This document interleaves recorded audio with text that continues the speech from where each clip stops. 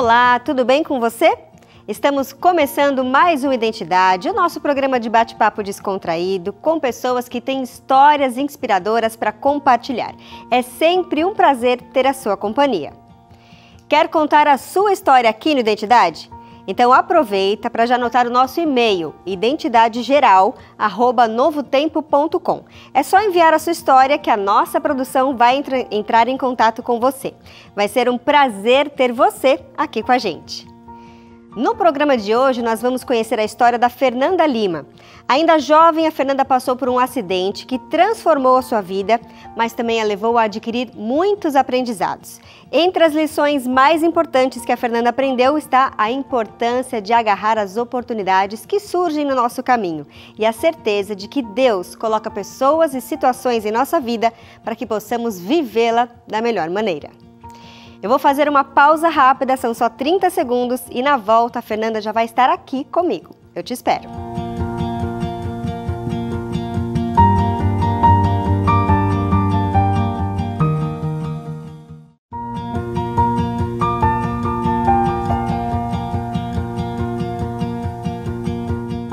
Fernanda Lima nasceu em São Paulo e tem 44 anos. Cresceu em um lar adventista e à primeira vista parecia ter tudo o que precisava. No entanto, ela, ainda criança, experimentava sentimentos difíceis de nomear e sem causa aparente, que mais tarde descobriu serem sintomas de depressão. Na juventude, uma viagem que deveria ser inspiradora se transformou em um acidente que mudou sua vida para sempre. Mas apesar de todas as dificuldades, a Fernanda não desistiu. Ela aprendeu a agarrar cada oportunidade que surgia, decidida a viver a sua vida da melhor forma possível. E hoje a Fernanda está aqui conosco para compartilhar os detalhes dessa história inspiradora. Boa noite, Fernanda, seja bem-vinda. Obrigada, Gabi. Boa noite para você e para você que nos ouve. Fernanda, já são 44 anos de vida, muitos aprendizados durante esse tempo, mas eu queria que você voltasse um pouquinho lá no começo da sua história, contando um pouquinho como é que era a sua infância e como é que era aquele período da vida. Gabi, eu costumo dizer assim que eu tive um pacotinho de privilégios, né? Então, eu venho de uma família de classe média, de São Paulo, como você mencionou, tive o privilégio de ter uma família estruturada, né, com pai, mãe, irmãos, todo o pacote, né, avô, cachorro e tudo mais. Tive acesso à fé, à educação, ao esporte, ao ensino do inglês, enfim, a uma série de coisas muito boas que agregaram muito e junto com isso, né, eu acho que não é só a minha história, mas todo mundo tem aí o seu pacotinho de privilégios, mas também o seu pacotinho aí de dores e tal. Então, eu tive depressão desde criança, na minha adolescência também, só que eu não sabia o que era e nem que de fato era depressão. E a depressão, ela tem muitos níveis, então é muito difícil para os pais ou pessoas próximas perceberem isso nos próprios filhos, né? Então eu convivi durante a minha infância e adolescência com essa situação e só aos 30 anos que eu fui diagnosticada. Então foi muito tempo até que eu tivesse chance de tratar aí essa questão da depressão. A gente passou recentemente pelo Setembro Amarelo, né, que é o mês de conscientização, inclusive, de prevenção ali ao suicídio, atenção especial a essa saúde mental. Mas conta como é que foi o diagnóstico e se você passou a fazer sentido. Ah, então era isso que eu tinha quando criança ou quando adolescente. Como é que foi essa descoberta? A descoberta se deu através da boa e velha terapia, né? Eu tive a oportunidade quando adulta de fazer terapia para endereçar algumas questões pessoais, né? E durante a terapia, revivendo alguns momentos de infância, né? Porque eu tinha momentos, e é bom esclarecer isso, né? Nem toda pessoa depressiva, ela tem ideação suicida. Então, eu não tinha esse nível mais grave, mas eu tinha uma angústia constante que quando eu era criança eu não sabia o que era e achava que era fome. Aí eu ia até a cozinha, pegava um pedaço de pão, ia até um cômodo silencioso, tapava os ouvidos para ficar, né, no máximo de silêncio possível, para perceber, e fechava os olhos para perceber se aquela sensação de angústia tinha ido embora. E não ia. Então, até que um dia eu, ao invés de decidir comer um pedaço de pão, eu fui até a TV. E a TV me distraiu. E aí, a partir de então, eu comecei a usar a distração como um subterfúgio daquela angústia. E Hoje não é muito diferente, né? Muitas pessoas têm uma angústia recorrente, que é diferente de você viver uma situação que te coloque em angústia, né? E aí, ao invés da gente buscar ajuda e tal, a gente vai se distraindo com coisas úteis ou inúteis, né? E acaba não tratando aquela causa raiz.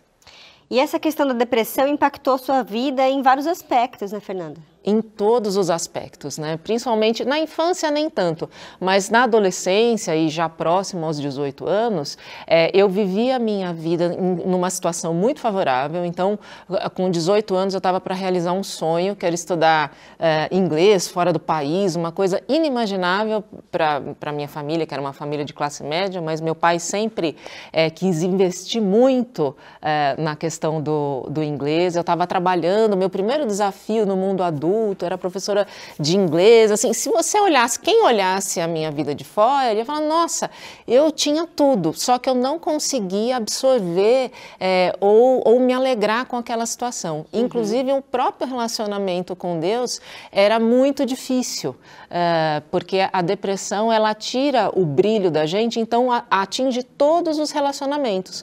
Só que como naquela época eu não sabia que era depressão, eu achava que era a falta de relacionamento com Deus que tinha tirado o brilho da vida. E essa também é uma confusão, né? A gente espiritualiza isso. E, na verdade, era a depressão que minava aí todos os relacionamentos, inclusive com Deus. Olha só, a Fernanda tocou num ponto importantíssimo, porque ainda hoje existe gente que, passando por uma depressão, acha que é falta de Deus, ou até sofre esse preconceito, né? A pessoa está sofrendo, vem alguém de fora e fala, isso daí é falta de Deus na sua vida e tal. E a gente sabe que não é, gente. Por favor, tratem esse assunto com uma seriedade que ele merece ser tratado. Busque ajuda, que isso é importantíssimo. Dificilmente você vai conseguir sair desse buraco negro aí sozinho. Você precisa de ajuda. A gente teve aqui na Novo Tempo também, um pouco tempo atrás, a Jornada Recomeços, que inclusive está lá no nosso NT Play, viu, gente? Vários psicólogos participaram de maneira voluntária para ajudar pessoas que estão passando em situações assim parecidas, com depressão, às vezes outra questão como doença, síndrome do pânico, ansiedade também, enfim. Busca lá no NT Play que você vai ter acesso a esse material e quem sabe ele vai ser útil para a sua vida. Agora, Fernanda, um dia nessa sua vida tranquila que você estava vivendo, você recebeu o convite de uma amiga para ir num congresso. Conta pra gente esse episódio da sua vida, essa história. Eu vivia, assim, num momento de isolamento, né, das minhas amizades, muito reclusa em casa. A minha vida era basicamente trabalhar e me distrair na televisão ou dormindo, que eram as minhas fugas aí daquela angústia que era recorrente. E essa amiga me convidou para um congresso de jovens que aconteceria em Campos do Jordão. Eu não me animei muito pelo congresso, mas eu gostava muito dela, né? Então eu resolvi aceitar. E o que eu não sabia é que aquele dia ia ser o dia mais inesperado da minha vida, né? Então nós passamos um dia muito bacana em Campos do Jordão, com outros tantos jovens e tal. E na volta, o ônibus que a gente fretou para ir para a cidade perdeu o freio. Então, o motorista, no seu nervosismo, ao invés de jogar o ônibus contra a encosta, enquanto a gente ainda estava devagar, ele decidiu continuar descendo. E isso foi em 1998, então ninguém estava usando o cinto de segurança, né? E aí a gente começou a ganhar muita velocidade, a fazer curvas cada vez mais abertas, até que num determinado momento a gente descia na contramão e um carro vinha subindo em direção à cidade. Então, para não bater de frente contra esse carro, ele capotou a gente para o lado esquerdo, e como a gente estava a mais de 120 por hora, nós não paramos, fomos arrastados pelo asfalto e não tinha aquela mureta de contenção ali, né? Mas tinha uma única árvore, gente, que não ia parar um fusquinha 60 por hora.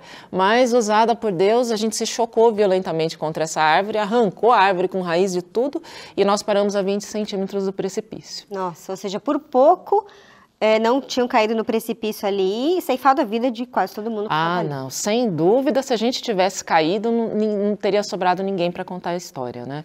Então foi uma tragédia, 14 pessoas infelizmente faleceram, a gente teve 20 e tantos feridos, eu fiquei entre os feridos aí e a minha vida mudou para sempre depois desse dia. Foi nesse acidente que você perdeu o movimento das pernas. Foi. Como diz meu pai, me arrebentei toda, gente. Mas o que me deixou mesmo paraplégica desde então foram algumas fraturas que eu tive na minha coluna que atingiram fraturas que eu tive na coluna que atingiram a minha medula. E a partir de então eu perderia grande parte da minha sensibilidade, movimento, controle de bexiga, intestino, do tórax para baixo. E você era bem jovem, né, Fernanda? Era. Como é que foi para você quando você recebeu esse diagnóstico de que você ficaria numa cadeira de rodas, que você mudaria a sua vida nesse sentido? Olha, eu não tive esse momento que alguém assim decretou, olha, nunca mais, o seu caso é irrecuperável. Eu fui transferida para São Paulo, passei por UTI, cirurgia e tudo mais, e aí o que se dizia era que precisaria esperar aí uns 6 meses para ver o que aconteceria do meu caso, porque era uma lesão neurológica e tal. E a nossa medula, como eu costumo explicar, ela, lembrando do antigo telefone fixo que a gente usava, né? É como se o cérebro fosse o telefone e a medula fosse o fio. Então, se você tem o fio ali cortado, você não faz e nem atende ligações. No meu caso, a minha medula ela foi exprimida. Então, ainda ficou... Por isso que eu tenho parte da minha sensibilidade, alguma coisa de contração muscular. Então, na minha cabeça, eu jamais seria cadeirante, ia para sempre. Era algo transitório. Então, as pessoas choravam, e eu acabava consolando as pessoas. Não, isso aqui tem saído, porque qualquer um podia ser cadeirante, menos eu. Quando eu voltei para casa, que eu comecei a entender melhor sobre o universo aí, do nosso sistema neurológico, aí eu acabei meio que descobrindo, estudando, que uma lesão neurológica, ela, diferentemente de outras, ela é irrecuperável e, portanto, era irreversível. Então, antes eu acreditava que a fisioterapia, eu ia ter que me esforçar muito, mas com fisioterapia eu ia voltar a andar. Depois eu falei, não, bom, a fisioterapia não dá conta, mas Deus vai dar conta. Nessa situação eu não fico. Então, durante os 3 primeiros anos, eu alimentei aí uma expectativa muito grande de que alguma coisa aconteceria. E eu fiz aquilo que geralmente a gente faz, depositar a nossa esperança em um único ponto, numa determinada circunstância. Então, se eu não tiver aquela circunstância, eu não vou ser feliz. Então, eu passei por esse processo no começo. E imagino que deva ter sido bem doloroso quando você viu que não dava mais, né, digamos assim, para ter aquela esperança. Sim. Agora, eu sei que você encontrou um esporte que também mudou sua vida, que você entrou ali de cabeça na natação e que também transformou muito, né, Fernanda? Sem dúvida nenhuma, né? Então, foram vários fatores que contribuíram, assim, para que eu visse a minha situação de uma forma diferente. Então, quando eu me acidentei, é como se você nascesse de novo. É um corpo que não te responde, que você ainda não sabe lidar e tal. Então, eu fui encaminhada até a ACD, que é um dos grandes centros de reabilitação que a gente tem no Brasil, né, que atende pessoas que nasceram ou que adquiriram alguma deficiência física e agora tem que aprender a se virar nessa condição. Então, eu era frequentadora assídua ali da ACD e quase um ano depois que eu me acidentei, numa tarde, alguém me perguntou assim, Fernanda, você gostaria de nadar? E eu pensei, eu não, né? Eu queria voltar a andar e tal. Mas tudo bem. E aí eu fui para a piscina da CD, que era bem pequenininha, uma piscina de hidroterapia, e aí a educadora física me explicou, olha, Fernanda, você agora sem a propulsão das pernas, as suas pernas vão te puxar para baixo, você vai nadar com arrasto, você vai precisar fazer mais força com os braços para se deslocar, mas vamos fazer uma tentativa, vamos ver como é que seu corpo se adapta e eu vou estar aqui do lado. E aí eu coloquei os óculos e fui, e aquele momento para mim foi mágico, porque em quase um ano era a primeira vez que eu saía de um ponto a outro sem precisar de nada, ninguém. Ai, nossa, então assim, eu muito despretensiosamente acabei entrando num universo que eu desconhecia e que hoje é um pouco mais conhecido, que é o paradesporto, né? O esporte para pessoas com algum tipo de deficiência. Depois a gente vai falar um pouco mais sobre isso, inclusive, mas eu quero aproveitar esse momento para oferecer para você aí de casa uma coisa muito especial, porque Deus criou o nosso corpo com capacidades incríveis, dentre elas a adaptação. Esse processo não é fácil, viu, gente, como a Fernanda contou aqui, mas Deus sabe que o nosso corpo precisa, Ele sabe do que ele precisa e Ele criou mecanismos, inclusive, de restauração. E a revista Esperança, a Máquina Humana, fala sobre esses mecanismos. Foram dados aqui muito interessantes que a gente coletou com pessoas capacitadas, porque Deus criou ali Adão e Eva, tudo porque Ele tem um plano para a nossa saúde física, a nossa saúde mental e espiritual também. E aqui você vai entender sobre os mecanismos de Deus e como eles entram em ação. Você quer conhecer melhor? É só pedir a sua revista Esperança, A Máquina Humana, pelo telefone que aparece aí para você, 0 operadora 12 21 27 31 21 e receber de graça aí na sua casa. Você também pode pedir pelo WhatsApp, que é bem simples, só mandar uma mensagem para o 12 982 44 44 49, é o telefone da Escola Bíblica. Uma equipe vai te atender ali com muito carinho para fazer seu cadastro e fazer com que esse material chegue na sua casa. Agora, Fernanda, como é que você lidou ali com o desafio de competir na natação?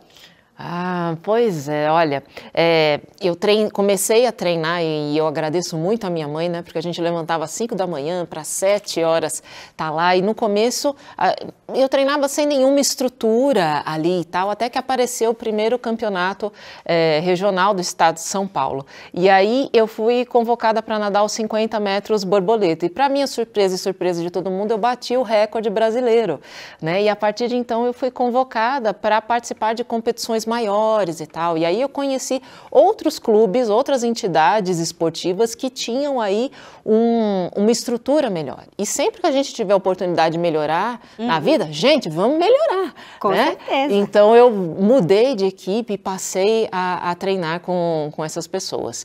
E uma coisa que eu acho que foi uma das primeiras lições que eu aprendi foi justamente isso, né? Quando uma oportunidade boa cai no seu colo, ainda que não seja exatamente aquilo que você queria para o momento, agarra porque aquele sim que eu disse numa tarde mudou os próximos 5 anos da minha vida. E eu, durante os 5 anos que eu fui atleta, eu tive a oportunidade de contar para as pessoas que eu acredito que esse período, né, do sábado é um período dedicado a outras atividades diferente ali do esporte, do trabalho, do estudo e tal. E quando eu dizia isso para as pessoas assim me olhavam como se eu tivesse 7 cabeças e 50 dentes. E ao longo dos anos, as pessoas que até ficavam bravas e tal, passaram a respeitar esse princípio que eu tinha. Muito legal. A gente vai fazer uma pausa rápida aqui na nossa conversa, para um intervalinho, mas em seguida a gente já volta para saber aí mais da história da Fernanda. A gente volta já.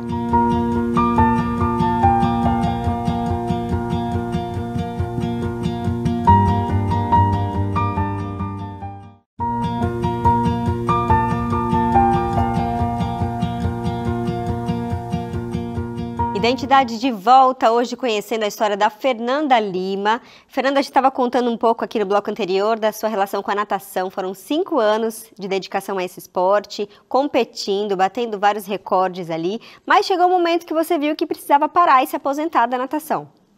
Como é que foi esse processo? Gente, nadadora, né, não é uma ocupação aí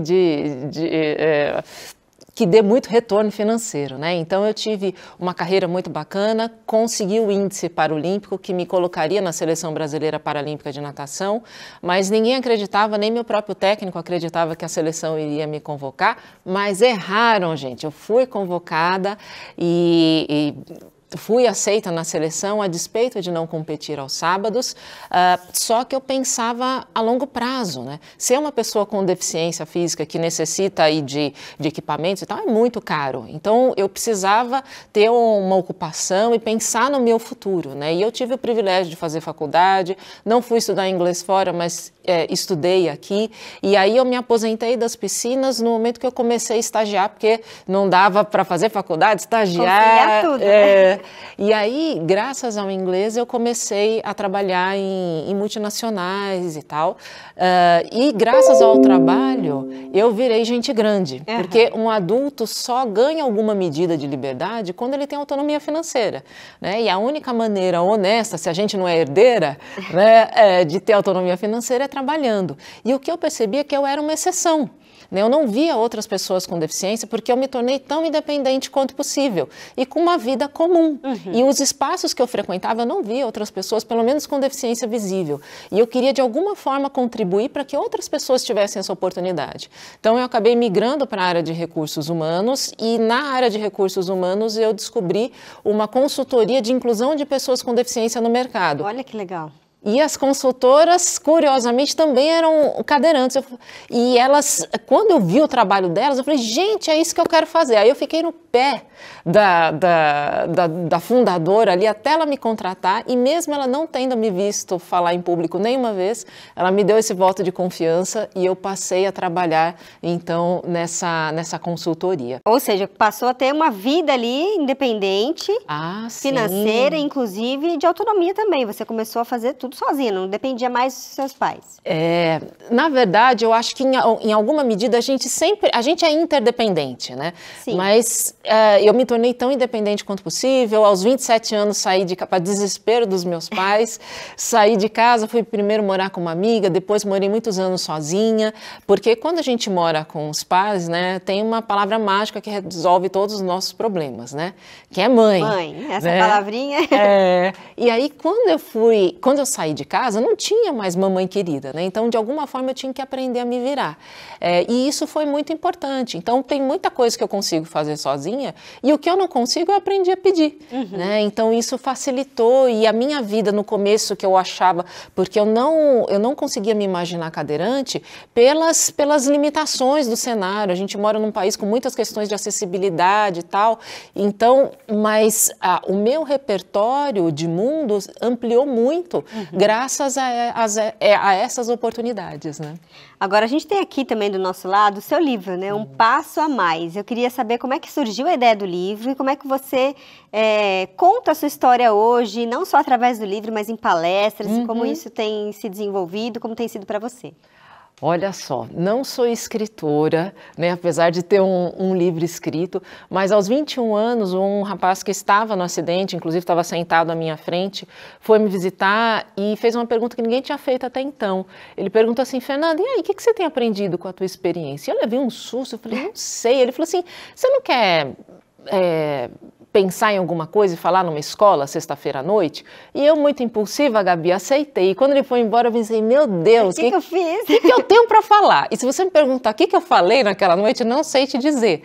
Mas eu fui e a partir dali os convites não pararam. Então são mais de 20 anos que eu faço aí um trabalho voluntário aos finais de semana, contando daquilo que eu aprendi. E nessas idas, eu tive em 14 estados brasileiros e tal, as pessoas me pediam, Fernanda, escreve. Você já pensou em escrever um livro? Eu falei, é mesmo, né? Os livros me ajudaram muito e tudo. E quando eu fui tentar escrever, não saía nada. E aí, até que numa terceira tentativa, eu, ao invés de tentar escrever, eu orei.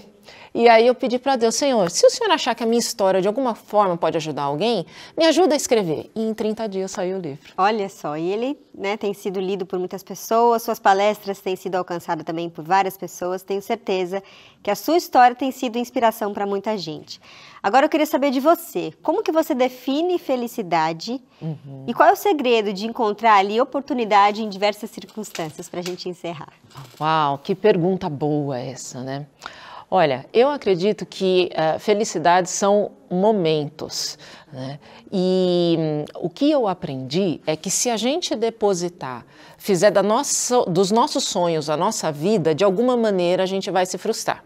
Ou porque talvez aquele sonho específico, por motivos que hoje a gente não entende, eles não se realizem. Ou pode ser que aquilo que você mais deseja de fato aconteça, mas você idealizou tanto, você quis tanto, que quando você estiver na mão, você vai, mas era só isso? Então, com isso eu não quero dizer que a gente não deva ter sonhos, mas pelo menos o que eu encontrei na minha história é que quando a gente faz de Deus o centro da nossa vida, Ele cuida dos nossos sonhos. E hoje eu acredito que a felicidade ela é um tripé, né? Então, Deus, pessoas e oportunidades. Se a gente se dispuser a andar com Deus, amar as pessoas e agarrar as oportunidades, não tem como a vida dar errado. Tá aí o segredo. E que conselho você daria para quem está nos assistindo, quem sabe passando por um desafio, uma mudança radical na vida? Que palavrinha você deixaria para essa pessoa e aí pode olhar diretamente para ela? Tá bom. Olha, não sei em que momento você está vivendo, mas eu tenho certeza que a sua vida pode ser melhor do que tem sido se você tiver a humildade de permitir que Deus faça de você um mais que vencedor. Isso aí, Fernanda. Muito obrigada mais uma vez pela sua presença aqui na Novo Tempo, por ter vindo aqui no Identidade conversar comigo. Obrigada pela disponibilidade. Que Deus continue abençoando sua vida e fazendo de você um instrumento nas mãos de Deus. Amém. Muito obrigada pela oportunidade. E a você aí de casa, então, fica aí essa história inspiradora. Se você quiser compartilhar com alguém, é só mandar o link do YouTube desse programa para quem você quiser, tá bom? A gente fica por aqui e se encontra sempre às terças e quintas, 10h30 da noite. Tchau, tchau.